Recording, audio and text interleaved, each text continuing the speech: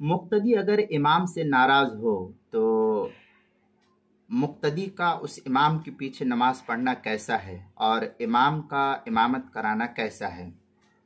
चुनांचे किसी मस्जिद के इमाम से जो कुछ मुक्तदी नाराज़ होते हैं तो वो क्यों नाराज़ हैं। पहली बात तो ये मसला ये है कि मुक्तदी नाराज़ है, उसकी नाराज़गी की अव्वलीन वजह क्या है।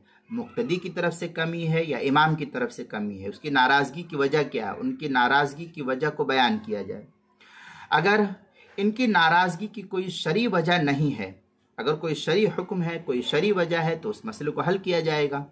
और अगर शरई वजह नहीं है तो उन्हें चाहिए कि इमाम साहब से अपनी नाराज़गी दूर करे, वरना गैर शरई नाराज़गी की वजह से उनकी नमाज इमाम के पीछे मकरूह शुमार होती है। और अगर उनकी नाराज़गी की कोई शरई वजह है तो पूरी तफसील लिख करके पहली सूरत ये कि दारुल इफ्ता में मालूम कर लेनी चाहिए कि क्या वजह है कि इस तरीके से इमाम को रखा गया है। अगर कोई शरई उज़्र नहीं है, अपनी ज़ाती नुकसान की वजह से या ज़ाती ठसन की वजह से इमाम से बुग़्ज़ व अदावत रखा है तो ये उसका बुग़्ज़ व अदावत रखना ये जायज़ नहीं है। चनांचे इस सिलसिले में फतावा शाम के अंदर है, वलो अम्मा कौमन वहुम लहू कारिहून इन्नल कराहा लिफ़सादि फ़ीह।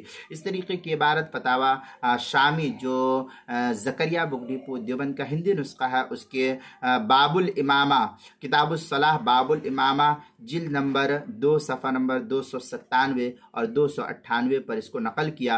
और क्या नाम है, फतावा दारुल देवबंद की वेबसाइट पर भी फतवा नंबर 3622 N 1 1439 जो है ये फतावा दारुल देवबंद की वेबसाइट पर भी नकल किया गया, वहाँ भी देख सकते हैं।